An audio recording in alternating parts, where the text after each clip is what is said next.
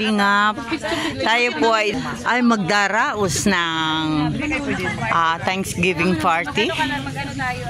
Dito po ang venue. Ay, umuulan. At syempre na ito ang Miss Emerita Sario. Gutom ka na naman. Ayan. Ayan po ang ating Miss Charlotte. Magandang hapon. Ayan, ganda-ganda naman. Tanungin natin si Charlotte. Kulang yan, kulang. Si yung mahirap Ma'am Charlotte. Yung talaga nai-enjoy, parang dito nai-enjoy mo, no? Ayan. Hindi ko rin po in-expect. Sa totoo lang nag-i-enjoy po ako dito sa trabaho, sa pag-vlog. Kasi yung pag-vlog, iniisip ko talaga na trabaho yan. Dahil din dito, sa lugar na ito, dito po tayo nakilala. Unlike po sa Cebu, wala pong pumapansin sa atin. Pero dito po dahan-dahan tayo nakilala, mga kalingap na. And then, hindi lang po nakilala kasi hindi man natin ini-aim na maging sikat. Ang sa atin ang naman ay maging instrumento sa lahat. Sa pagtulong, ganyan po.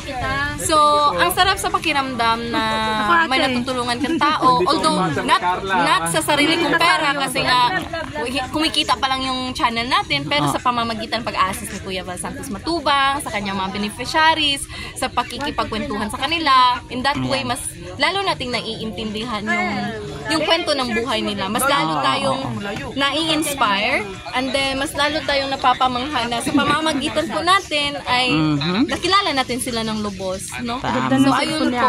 So pero babalik din po tayo ng Cebu, mga kalingap. At marami nang makakakilala sa iyo pagbalik mo ng Cebu. Tingnan natin. Charot. Hindi naman. Ang sa atin lang, yung reason na babalik tayo sa Cebu kasi si Arjon. Si Arjon, hindi niyo pinapansin. Arjon! Napunta natin si Arjon. Natuhog siya na. Sa'yo po mga kalingap, no? Balik po. Meron naman ako katulad ng ginalagay. Sa'yo po mga kalingap, no? Balik po tayo sa ating topic. Yung rason sa pagpunta po natin ng Cebu kasi may na-scout po tayo una doon. Babalikan po natin yun. At maghahanap din po tayo ng mga taong dapat nating tulungan. Kasi nga, kaya nga Charlotte of Cebu, doon po tayo nanggaling. So, yun po yung hometown ko. So, mas mainam talaga no, na doon tayo magsimula sa pag-charity. Lalo na nag-generate na ng income yung channel ko. So, pag na natin yan, pag nakuha na natin sweldo, yun pong gagamitin natin sa pag-charity ko doon sa Cebu, mga kalingap. So, tayo, pag may trabaho dito sa Daet, yung punta tayo, pag kailangan tayo doon sa Cebu, parang gano'n na lang. Hindi tayo magsistick sa isang lugar. Kasi nga, tayo yung palaban. Charot lang. Palaban. Ayan, si Miss Charlotte po ng Cebu ay nakapanayam natin. Ayan. May ibang tanong ka? At ano pa nga bang itatanong? Nakakaano naman ang tanong? Ano nahihirapan? Ako nahihirapan sa tanong ka kahit. Siya nahihirapan magtanong. Ang ganda nga naman Sis Charlotte, di ba? Nakilala ko sa isa pang yung ginagawa ninyong teleserye, Beralot. Nakapasok ka nga doon. May extra ako doon. Oo. So, na-enjoy mo rin yung ganong yung beruan. Di ba? Ang sarap lang. Sa akin lang, minsan lang ako nakasama, pero nag-enjoy ako. Oo. Kaya nga, sabi nga nila, ako daw yung yung chismosan tahimik. Marites, oo. Di ba? May mga chismosan tahimik. Titingin-tingin lang, pero yung pala may iniisip ayan. So yung pong Beralot, no, laking pasalamat ko po sa Beralot, mga kalingap. Kasi yun po yung unang naging naging trabaho ko bilang isang vlogger. Kasi hindi ko pa alam na papasok tayo sa pagiging interviewer. So doon po sa Beralot, doon po tayo unang nakilala sa pag-aarte. Pero that time din, hindi pa gaanong kilala kasi nga kaka-start pa lang. And pasalamat po ako sa lahat ng cast ng Beralot kasi sila po yung sumuporta, umalalay sa akin. Lalo na baguhan ako sa pag-vlog. First time ko din gumawa ng ganung klaseng teleserye. And then lahat nun, impronto pa.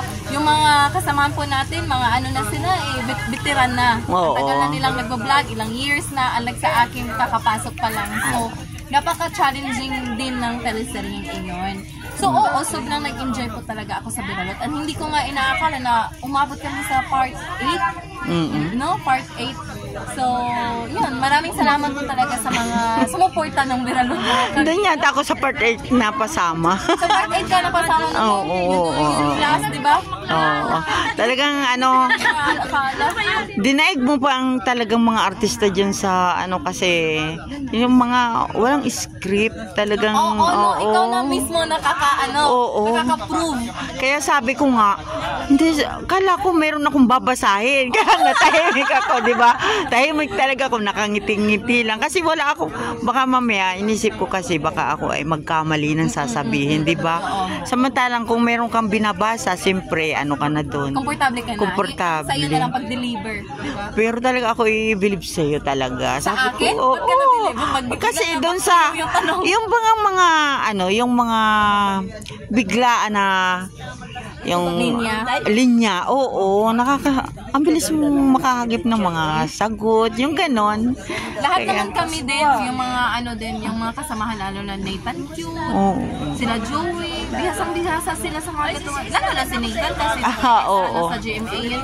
Kaya ang galing talaga makipag-matuhan. Ayaw. Sarap nakipagpintuhan.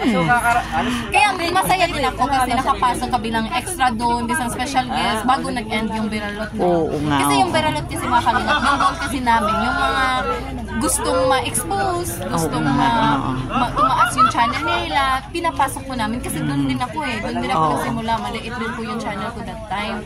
So nung pinasok na, kaya yun yung parang namin pagbibigay aliw din sa ibang vloggers na.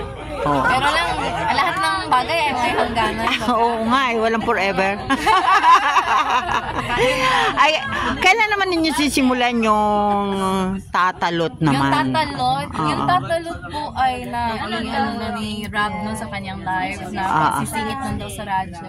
Pero I'm not sure kasi wala pa kasi akong natanggap na message. Baka doon na magme-message kay Kuya Val kasi sa ngayon, sobrang busy po natin sa kaka-interview sa mga Kalingap angel parent and then sa mga beneficiaries po ni Kuya Val. Kaya kung napapansin nyo sa channel ni Kuya Val, mukha ko talaga wala din nakakatawa naman na kagaya na interview mo ang nanay ni Carla. Yan. So, mas lalo natin silang nakilala. Iba kasi yung nakikita lang natin sa teleserye, yung sila din, hindi din gaano nagkukwento sa buhay nila. Unlike pag parents na talagang tinatanong. Alam na nila kung ano yung anak nila. Yan.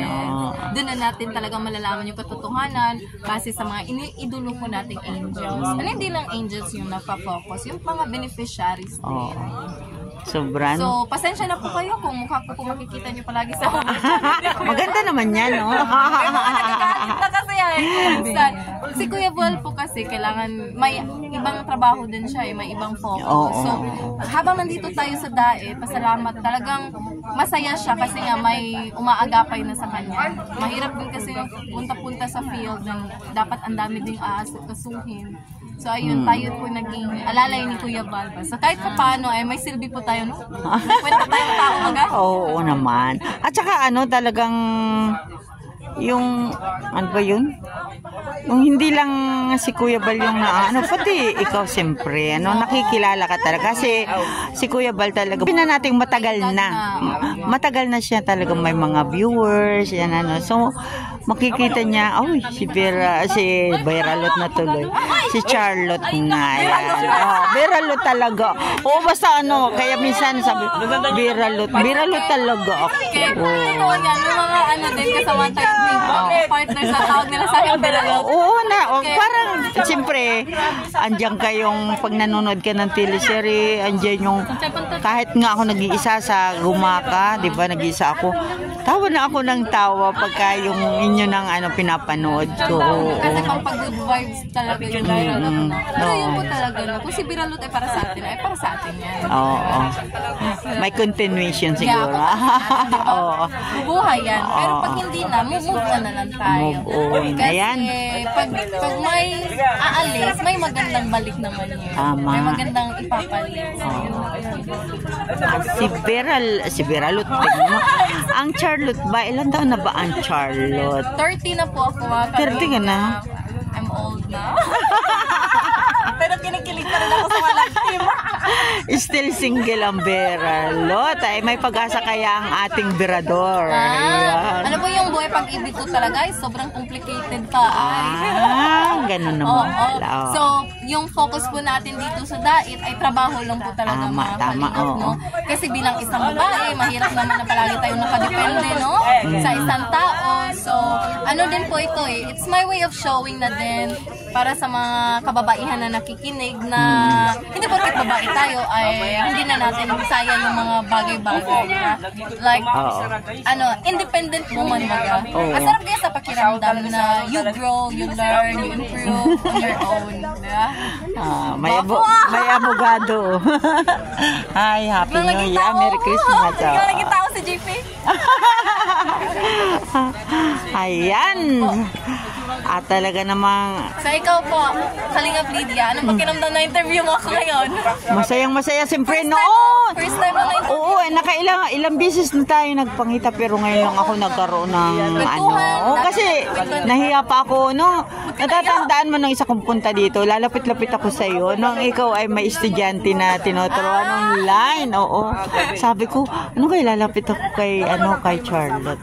Kaya lang parang dami nga natin kwenta nung unang kita natin sa sasakyan. Kaya nga.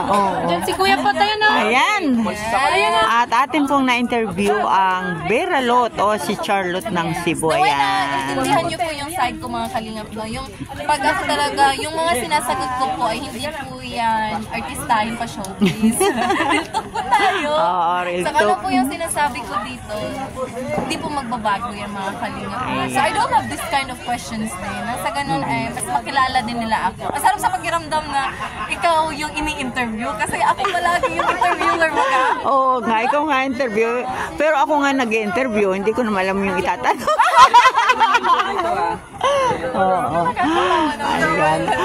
Pero masaya ako dahil yung matagal ko nang gusto na lumapit sa'yo para mag-interview andito ngayon. Ayan. Talagang problema yan. Marami din kasing baka maldita daw. Maldita naman talaga. Hindi naman.